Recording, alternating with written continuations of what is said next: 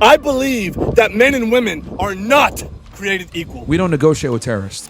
And that's how a lot of women are as terrorists. You don't sit there and negotiate with them. It's called the alpha male movement. The true alpha male. Alpha males, influencer as they call themselves. Boom in her face. What's up?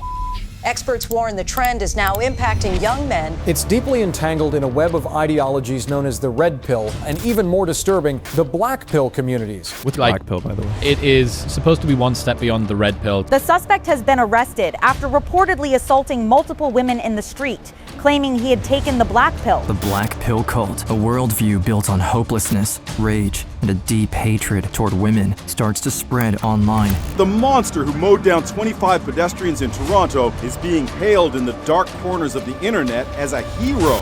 It's believed he carried out the attack to exact revenge on women for rejecting him. But one influencer doesn't just join the cult, he becomes its face. And now I have a new tribe.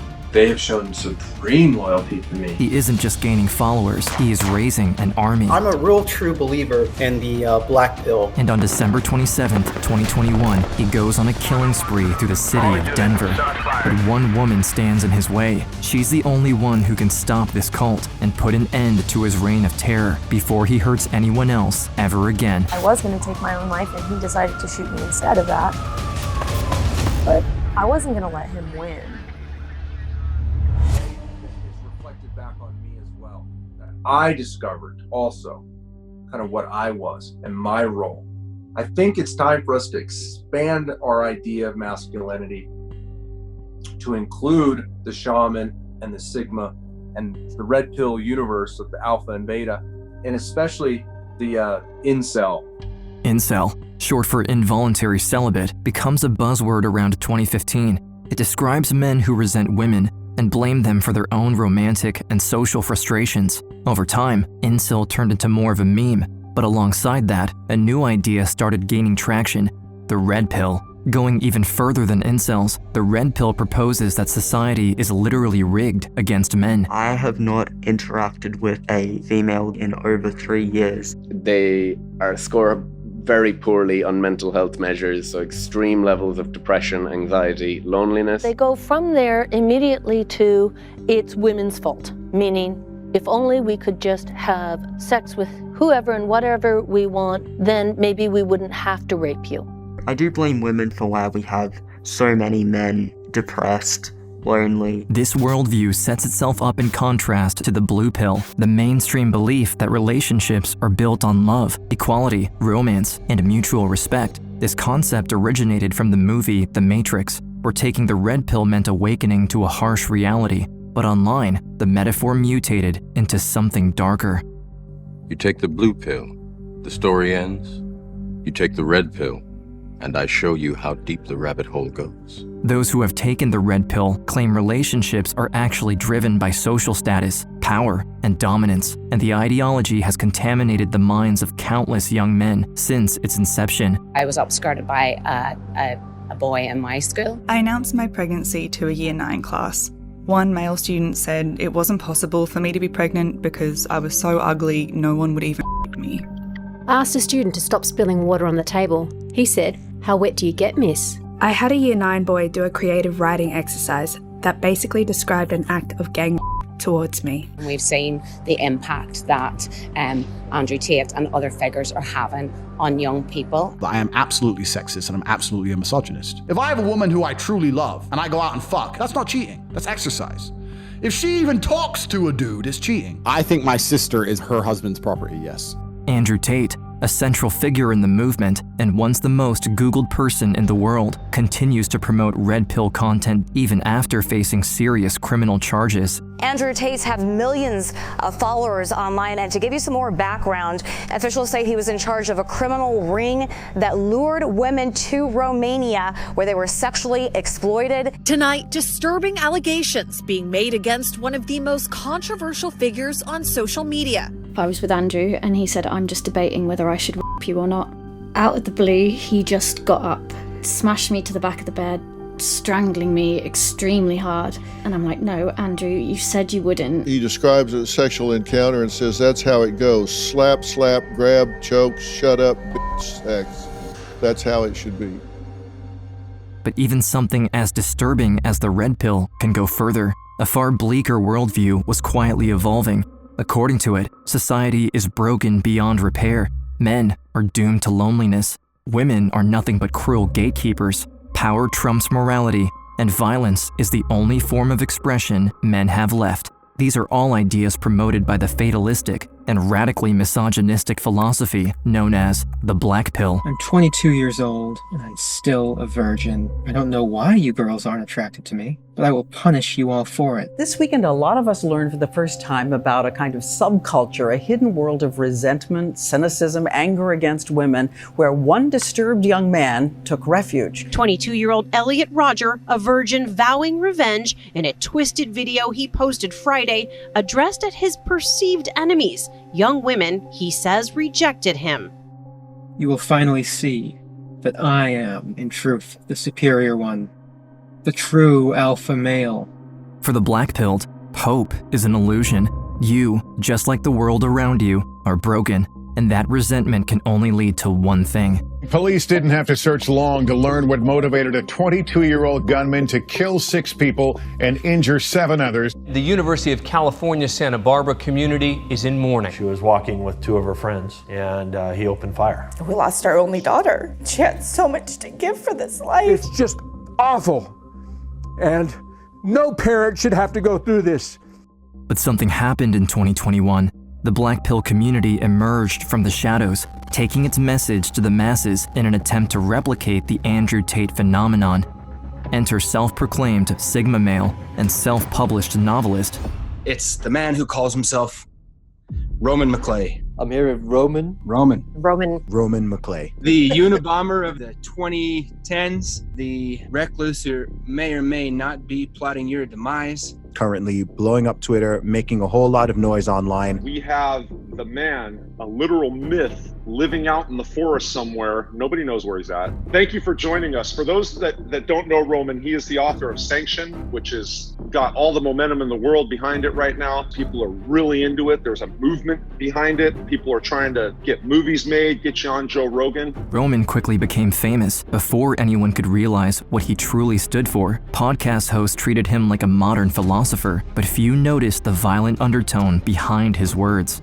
This is the thing that 99% of people miss. They put people into 2 categories: decent, civilized motherfuckers and violent people. And I'm offended by the fact that someone who's violent is just shuttled off into this category of psychopath. Because one thing modern society does is it tells men like myself to not be so macho, right? It's called toxic masculinity. And we're told constantly that we're the problem. I thought if I wrote a book like this, it would find those kinds of people and they would for once feel almost redeemed by it. The book Roman is referring to is called Sanction, an over 1.2 million word supposed science fiction novel, nearly twice as long as the Bible.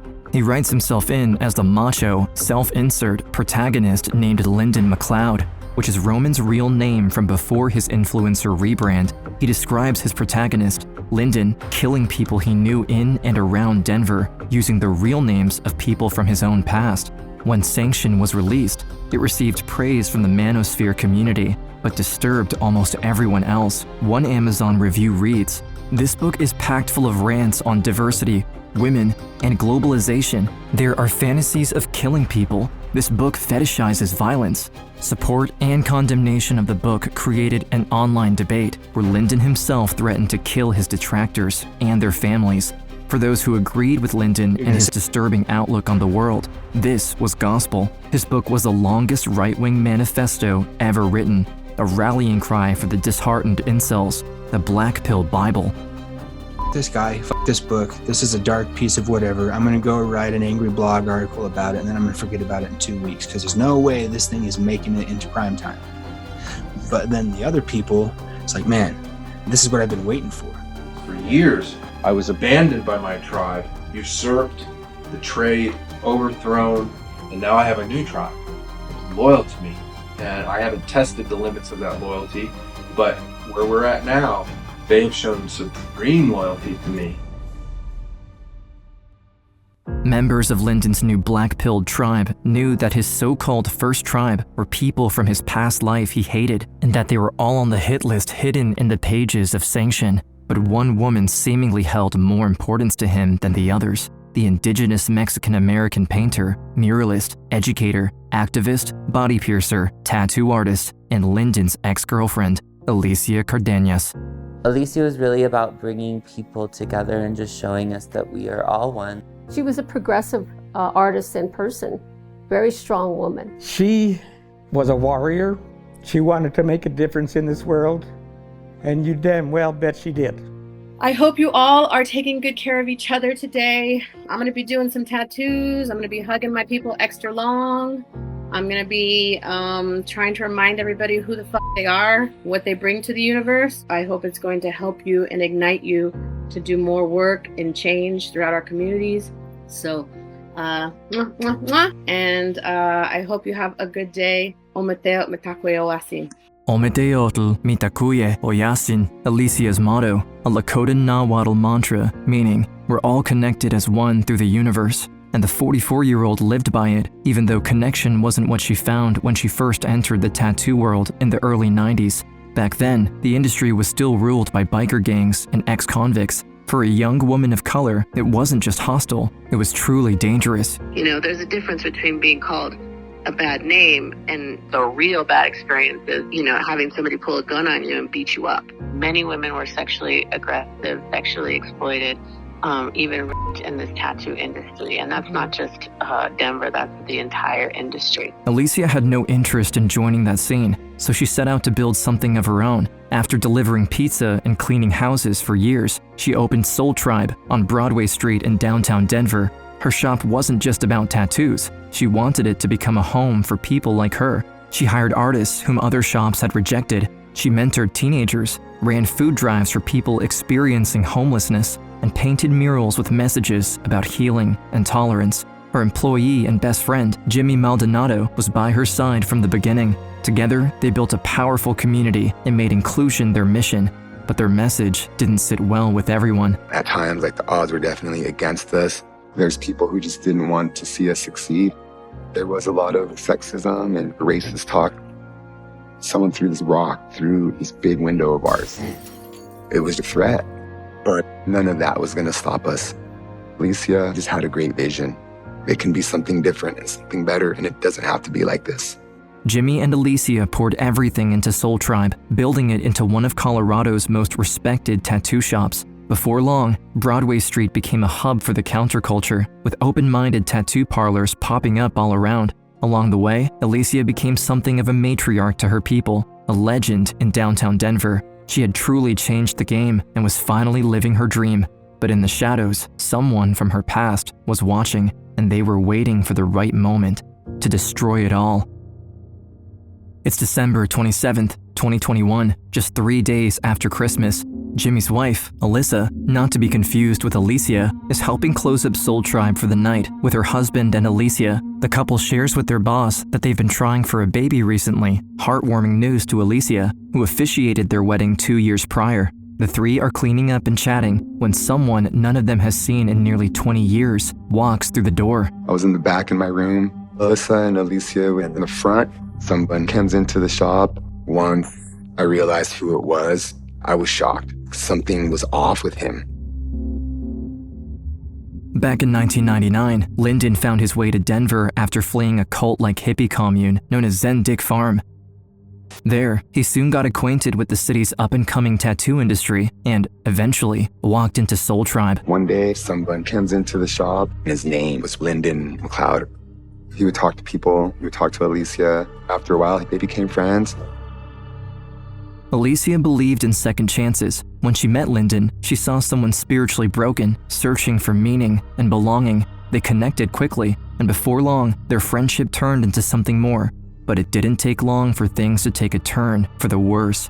Lyndon's charm gave way to cynicism. He started saying things that made her uneasy, offhand jokes that were almost insults, and opinions that felt more like warnings. Before things got out of hand, she broke up with him. In 2018, Alicia was interviewed by a fellow feminist influencer. She was asked about a time she felt unsafe in a relationship. She didn't mention anyone in particular, but the similarities to Lyndon were uncanny. I hated his whole warrior mentality, his aggressiveness, and that he had been calling himself an alpha male for so long.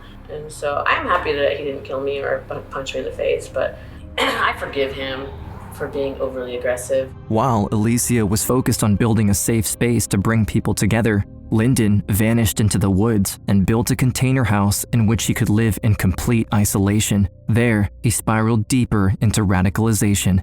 In the echo chamber he created for himself online, he convinced himself that Alicia and everyone who offended him were to blame for everything that had gone wrong in his life. During this time, he wrote his revenge fantasy book, Sanction, in which he explicitly names Alicia and has his self-insert protagonist murder her. However, when Lyndon hinted online that his novel might not stay fictional for much longer, many of his followers backed away. A few even reported him to the FBI for terrorist intent, but no concrete action was taken. So, on that cold December night in 2021, Lyndon walks into Soul Tribe dressed in black leather and body armor. He's bringing his twisted fantasy to life. He pulls an AR-15 from a bag and, without saying a word, fires on Alicia, Jimmy, and Alyssa.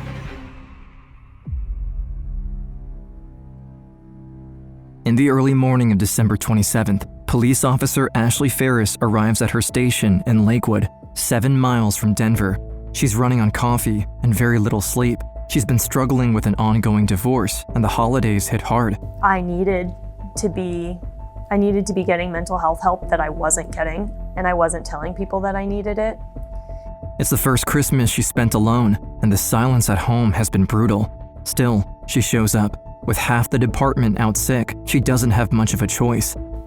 And then I had someone at work text me, and I don't want to make this part sound bad, but he texted me and he was like, hey, you need to watch your reputation, because you're not the same version of yourself.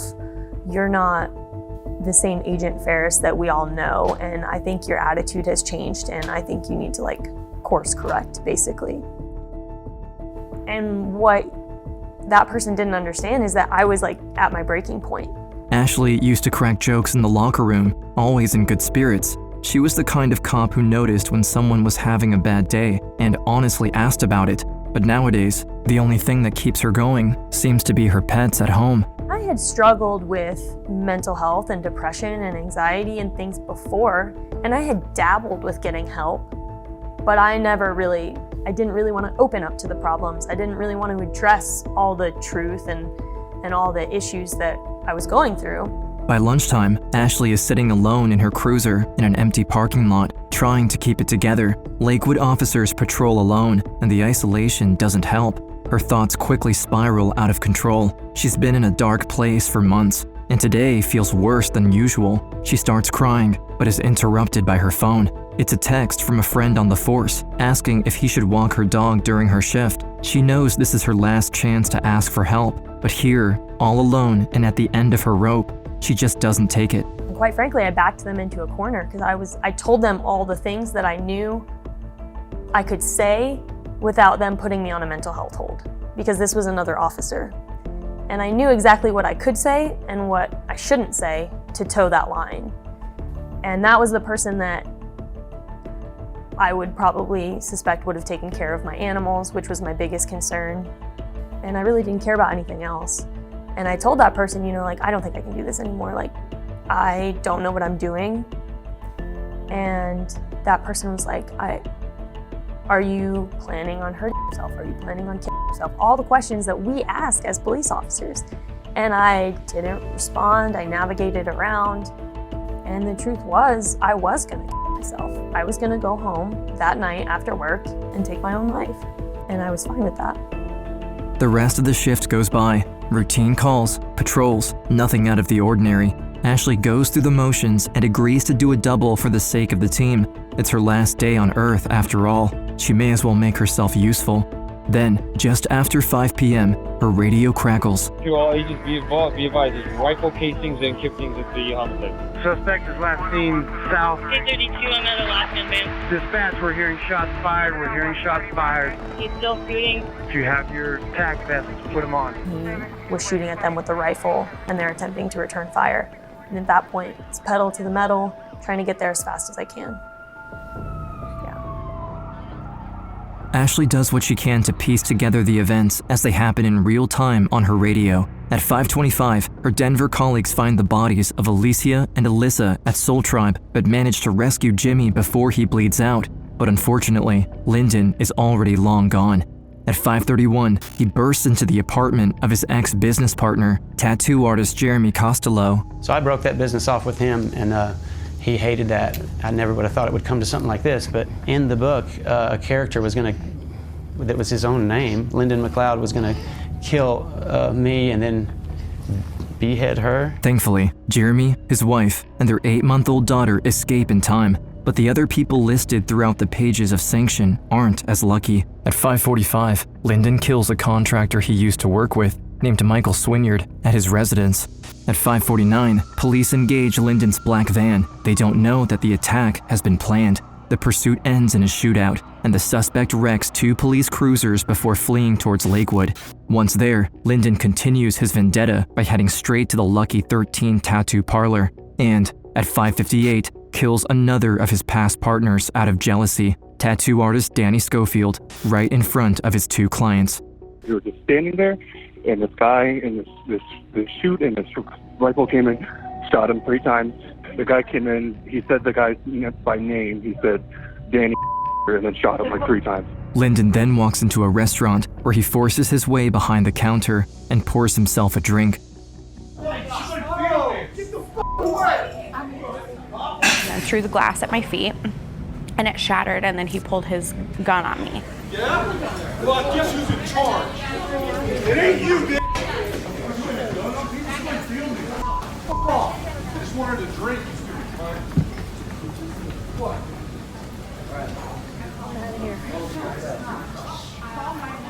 At 6:04, another gunfight erupts between him and the police. He escapes into a Hyatt hotel and kills 28-year-old front desk worker Sarah Steck, who isn't listed in Sanction. She simply happens to be in the wrong place at the wrong time. You know, the hotel clerk that had been less than a block away from me when she was murdered, she was the same age as me, and she was also on overtime. It's now 6:10. Ashley finally reaches the area where the last attack happened. Nobody can guess exactly where Lyndon is headed next, but she has her own idea. I knew that he was involved with some tattoo shops. I didn't know the details, but there was a tattoo shop to the north of me that I thought maybe he could be headed towards. And sure enough, he walked up to me. When he approached me, I asked who he was. And then I don't remember what he said after that, because I knew, you have a gut feeling, and I knew that this was the guy.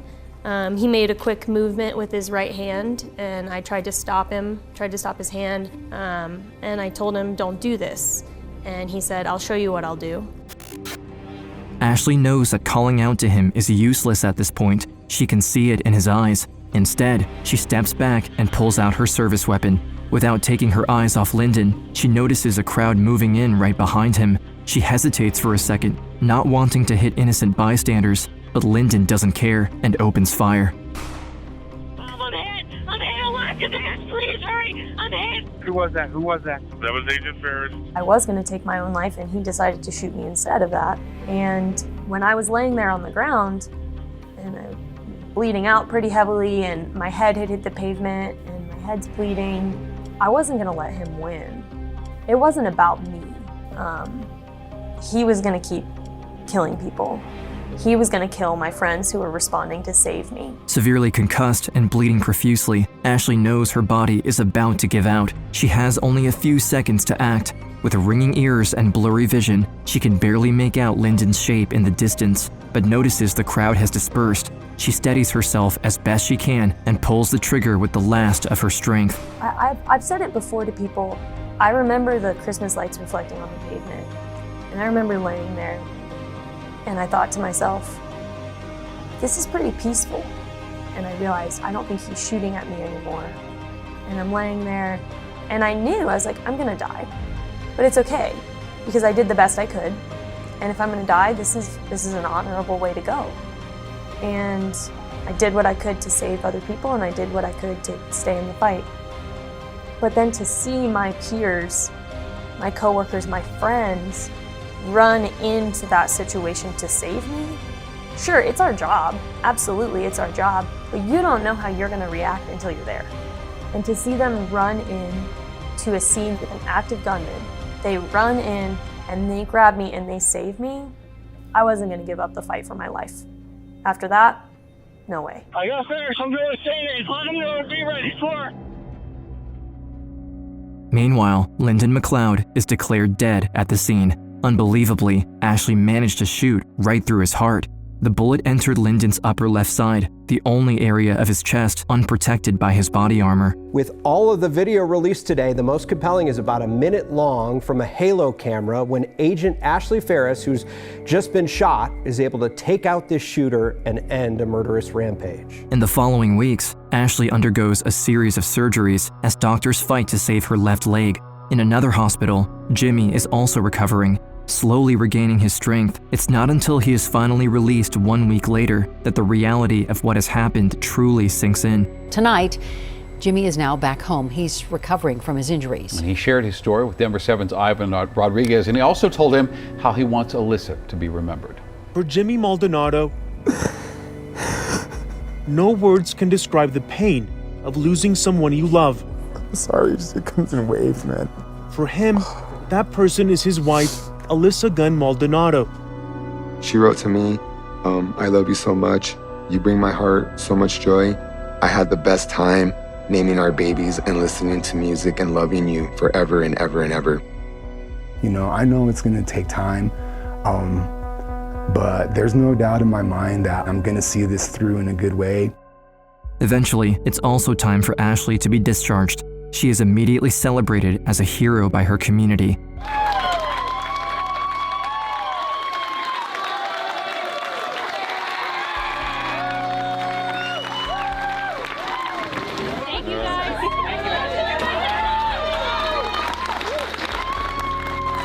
But the title doesn't sit easily with her. She can't just accept the praise without being honest about what really happened that day. So she starts speaking up, sharing her story openly with anyone who will listen. And for the first time, people begin to understand what she really went through to survive and stop Lyndon. And so at that point, I decided I have a responsibility. I can be vulnerable. And being vulnerable is something that I think can push suicide awareness and mental health awareness forward. Just remember, like, you have a f***ing purpose. You are influencing someone else's life, and that is your purpose. It was not comfortable for me to go on the news and say, yeah, I was gonna kill myself that day, but it takes somebody to start it. I hope that I can impact some of the law enforcement community specifically, but also everyone, to say that we are all struggling. Why are we not helping each other? Why are we not talking about it? Would you run in to stop the guy who's pointing the gun at himself? If you're gonna run into the gunfight to help somebody, you gotta run into the mental health fight to help somebody too. Today, Ashley runs A Fighting Chance, a nonprofit organization aiming to help police, first responders, and the general public identify and treat signs of depression while developing resiliency through a focus on purpose. Meanwhile, with the tremendous help of his family and his community, Jimmy also gets better. His purpose remains to honor Alicia and Alyssa's legacies. On the 3rd anniversary of the tragedy, he shares a poignant message on social media. It's true what they say, the pain doesn't go away, but you learn how to live with it. Tonight, I spent my evening alone. I made dinner and shared it with them. Past 5 p.m., which is when I think the shootings began, I lit Alyssa's poposhko and prayed. It was nice to be alone with them. I miss them, but I'm grateful for the time and love we shared. Thank you all so much for keeping the memory of these two amazing mujeres alive and continuing to honor them. Prayers up to all the families affected by the events of this tragic day. Prayers up to the lives lost. I hope all of your spirits are at peace. Jimmy Maldonado, December 27th, 2024.